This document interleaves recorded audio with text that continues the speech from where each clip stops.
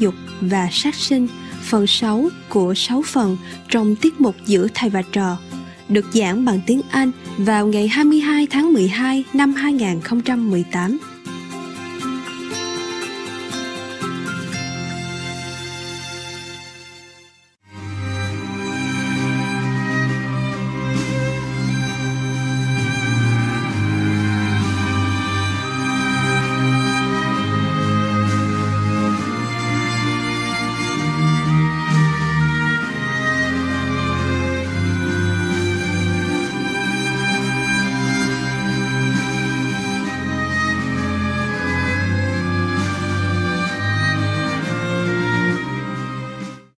Ananda, the Buddha continued to talk to Ananda. Ananda, I permitted the bhikkhus, the monks, earlier days, to eat 5 kinds of pure meat. This meat is actually a transformation brought into being by my spiritual power. The Buddha manifested it, used his power to make the meat for these bhikkhus because they probably live in an area where the vegetable doesn't grow, or they are not used to it, or maybe they're sick or something, or nobody give them the vegetarian food, something like that. So the Buddha manifested some so-called meat to give to these bhikkhu, the monks, yeah?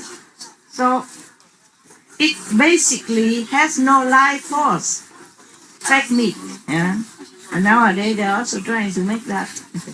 You Brahmins live in a climate so hot and humid, and on such sandy and rocky land that vegetables will not grow. I was right.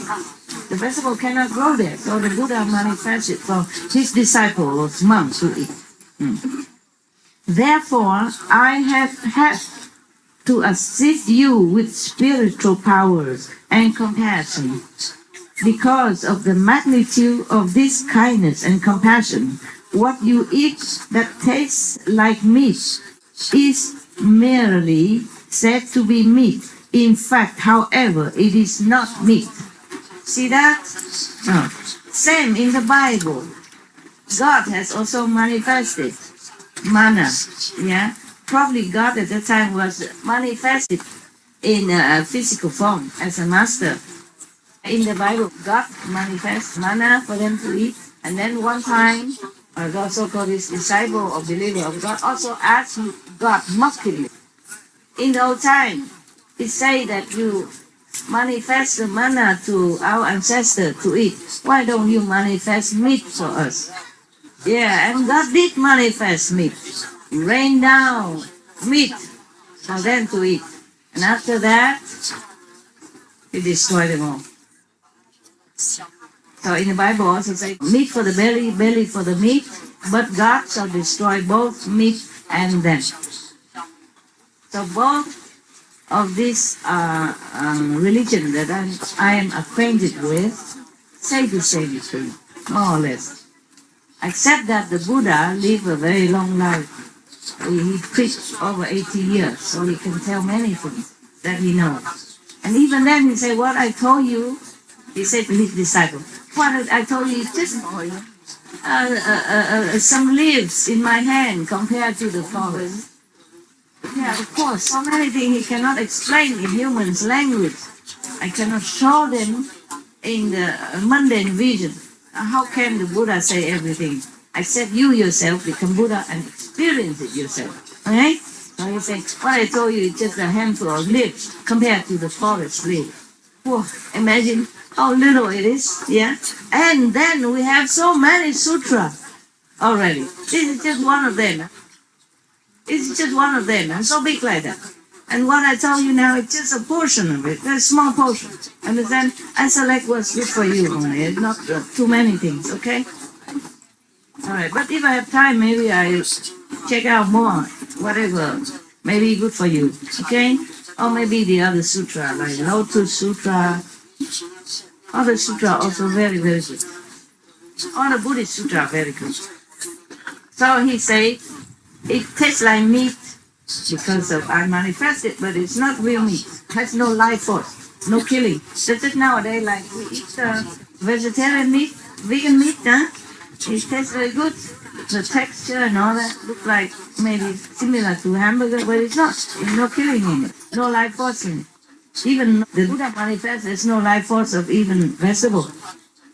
After my extinction, after Buddha's nirvana, after he passed from this world, after my nirvana or extinction, how can those who eat the flesh of living beings be called the disciples of Shakyamuni Buddha?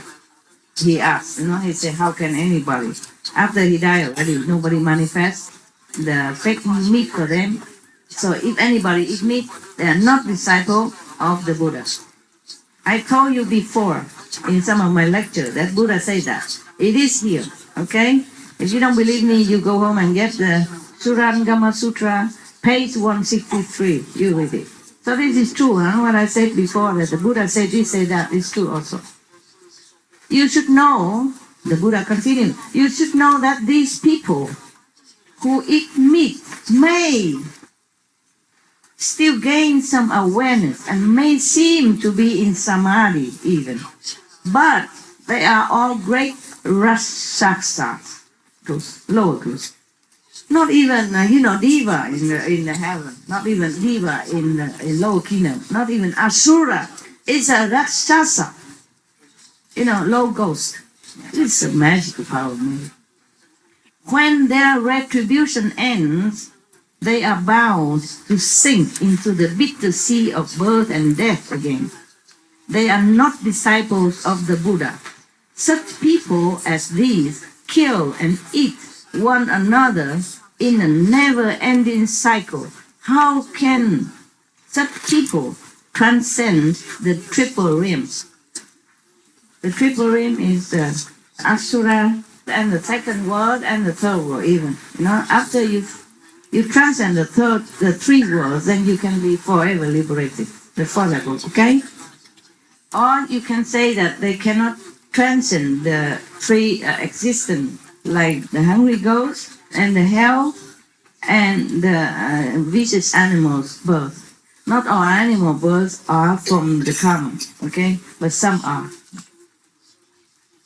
Whew. Okay, I am almost there. So many. Oh my God. I thought I can end, but there's another two. And that's not included my calendar talk. I don't know if you can sleep tonight. If we don't cut it off now. All right. Okay, tell me when you're at it, then we all go sleep, okay? Then we can talk again tomorrow. We have 7 days, right?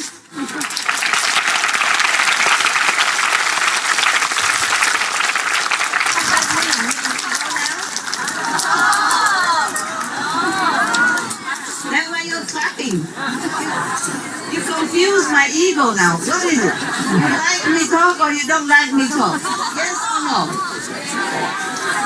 Yes, don't like? Yes, like. Okay, I know. Just joking. I know what you like. Yes.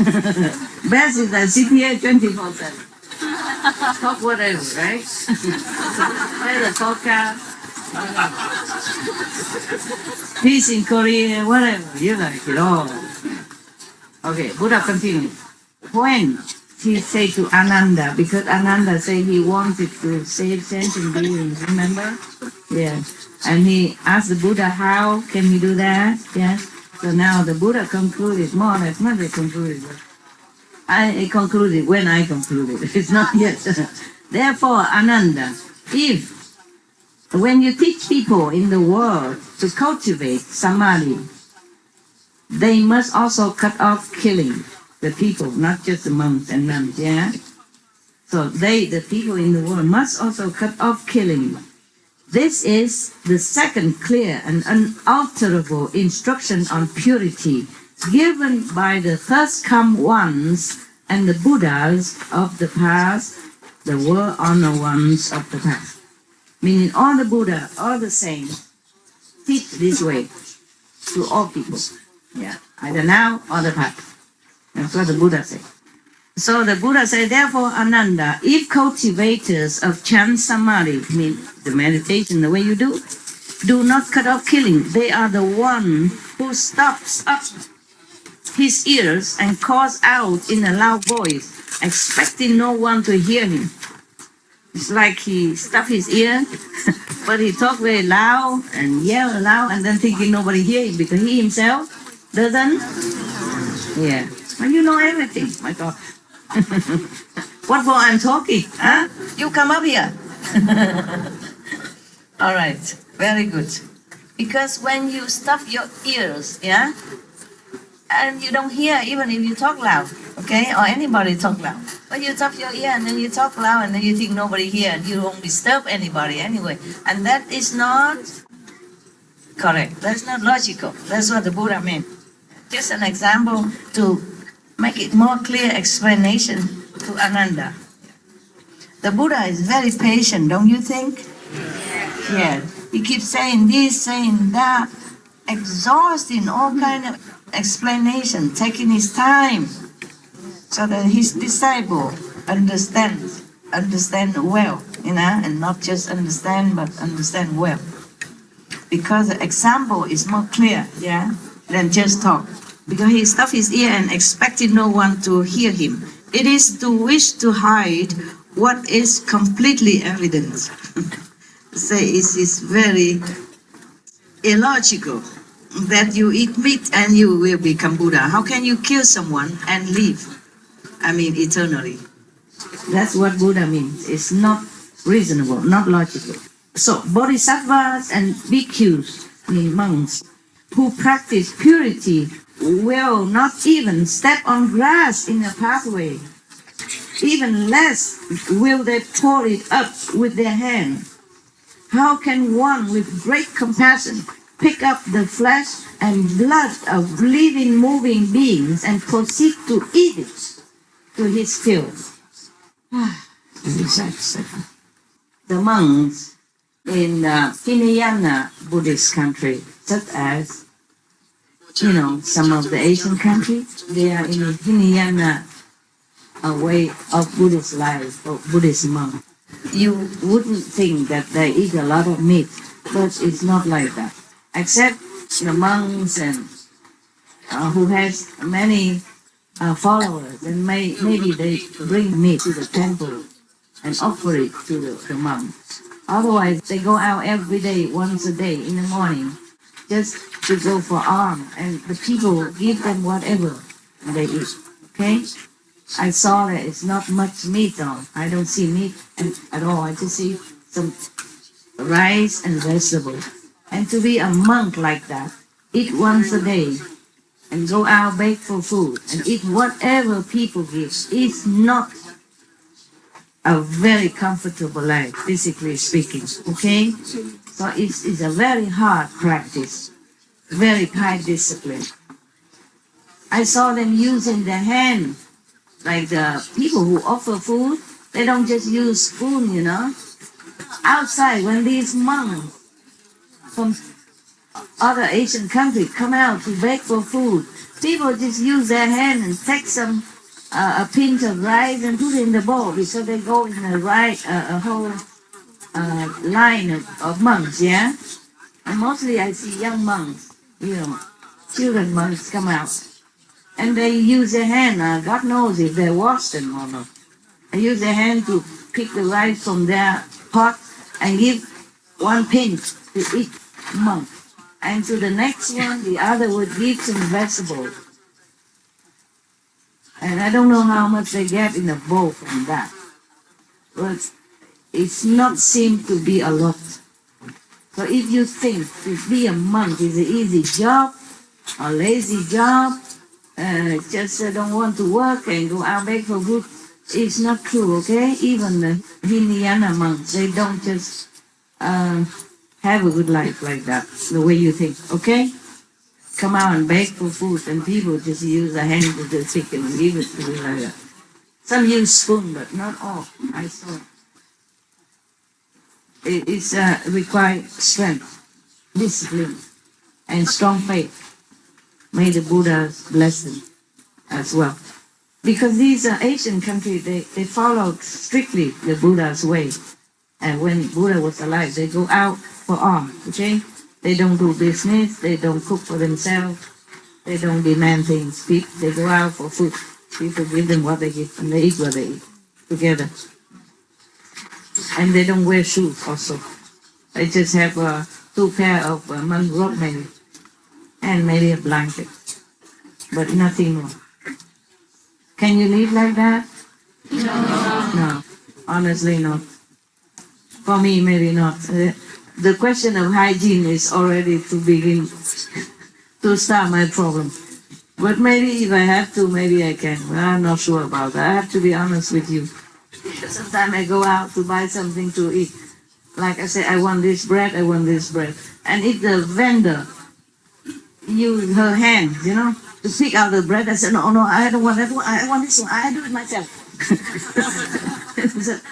And sometimes if she use the same knife that she cut the meat, and she cut my other thing, I said, no, oh, so sorry, no, I changed my mind. I go buy something else. Yeah. So I don't know if I go out, I can beg, and people just put anything in my bowl like that, and I don't know if I can eat without vomiting. All right, so you know my weakness now. You caught me. Yeah, that's the problem when you talk a lot. You will talk about yourself also without you, before you even know it. And all your weakness come out, yeah? All right, have a laugh at my expense. I don't care. Now, this is a part where I told you that Buddha was a vegan, okay? He said, bhikkhus, mean monks and nuns, bhikkhus who do not wear silk, not even wear silk, or leather boots. At that time, the Buddha already so clear. The bhikshu who do not wear silk, or leather boots, or fur, or down from this country, or consume milk, cream, or butter, can truly transcend this world. Hear that? That's the talk of the Buddha. He doesn't even drink milk. He don't wear silk. Some monks are offered silk robe because silk can repel insects and give you comfortable feeling, summer or winter. Yeah. But it's made by dead silkworm. Understand? They put the silkworm in the boiling water, alive, and get the cocoon. After that, well, if you know all these kind of things, you don't want to wear anything. Do wear something.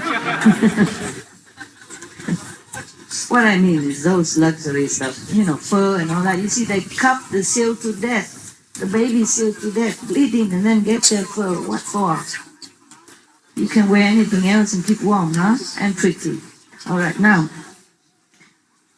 do you see that? So the Buddha say, if the monks who don't wear silk, who don't wear leather boots even the leather boots are not, much of the cruelty.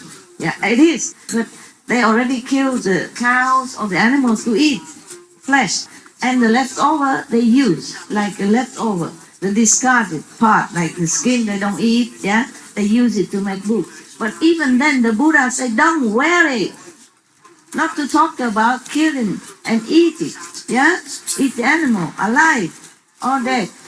So, do not wear silk, the bhikkhus. He talked because this is all the monk that he was talking to, yeah? But even then, even a monk who already renounced all the comfort in the world, family, wife, kids, money, fame, profit, renounce it all already, yeah? Already have a lot of merit, virtues, and already gained a good teaching with the Buddha, staying with the living Buddha every day. Still he tell you, don't eat meat, don't wear silk even, don't wear leather boots, don't wear down, from the pluck, the feather from the birds, don't wear down from this country.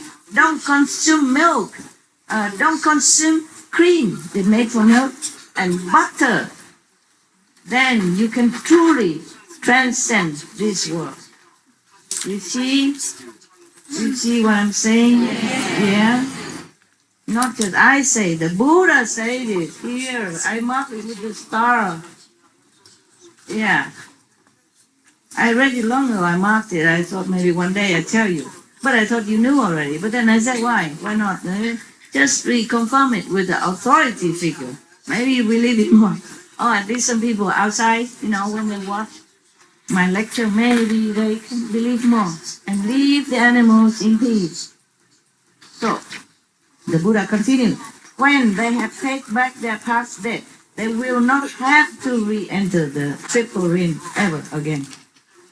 If you don't wear silk, if you don't drink milk, if you don't take cream, if you don't wear down, if you don't take butter, leather boots, then you never have to enter the circle of life and death again. Okay, now, why? The Buddha asked, why?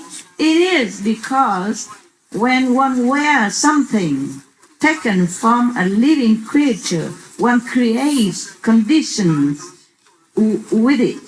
Just as when people eat the 100 grains, their feet cannot leave the earth, cannot leave the ground. Yeah?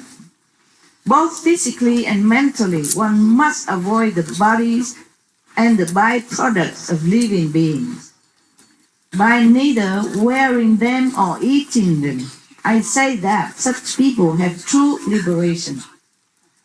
Bravo, Buddha. Thank you very much.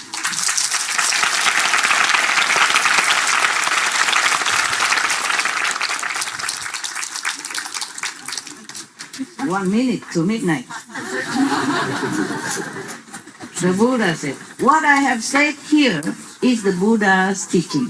He doesn't mean only his teaching, but he means the saints' teaching, the holy people's teaching, past and present, for him.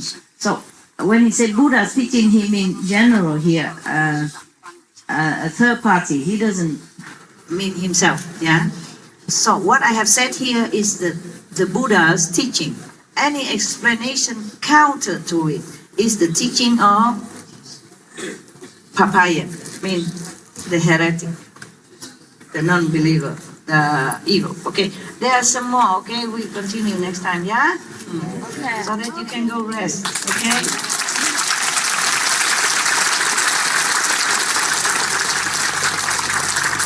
Explain more about the precepts.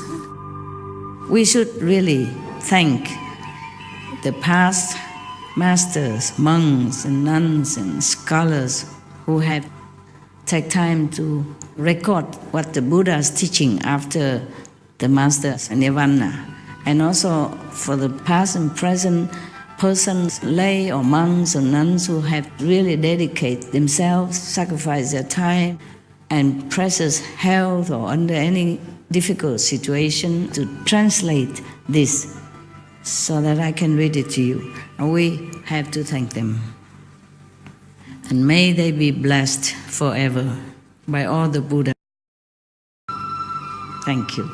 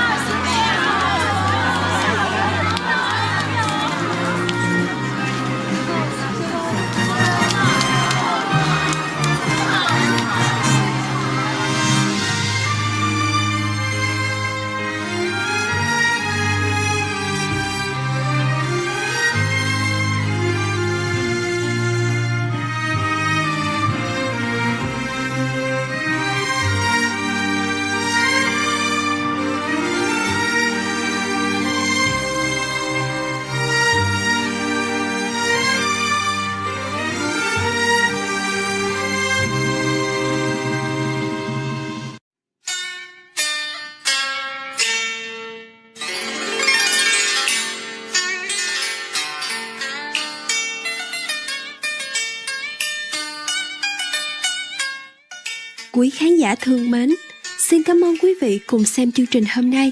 Tựa đề Kinh Lăng Nghiêm, 4 lời minh huấn về tánh thanh tịnh, đoạn tâm tham dục và sát sinh, phần 6 của 6 phần trong tiết mục Giữa thầy và trò.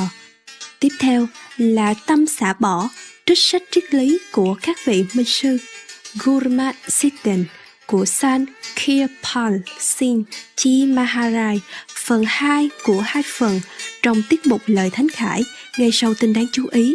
Xin vui lòng giữ đài truyền hình Vô Thượng Sư để xem thêm nhiều chương trình khẳng định. Nguyện cầu thánh ái tiếp tục đơm hoa kết trái trong trái tim thiện lành của quý vị. Cherished viewers, we appreciated your company for today's episode entitled The Surangama Sutra, the Four Clear and Unalterable Instructions on Purity, Refrain from Lust and Killing, Part 6 of 6 on Between Master and Disciples. Coming up next is Detachment from Philosophy of the Masters, Gurmat Sitten, by Sant Kirpal Singh Ji Maharaj, Part 2 of 2 on Words of Wisdom, right after noteworthy news. Please stay tuned to Supreme Master Television for more positive programming. May divine love continue to blossom in your beautiful hearts. Our programs offer many languages. Please visit suprememastertv.com/schedule and suprememastertv.com/BMD.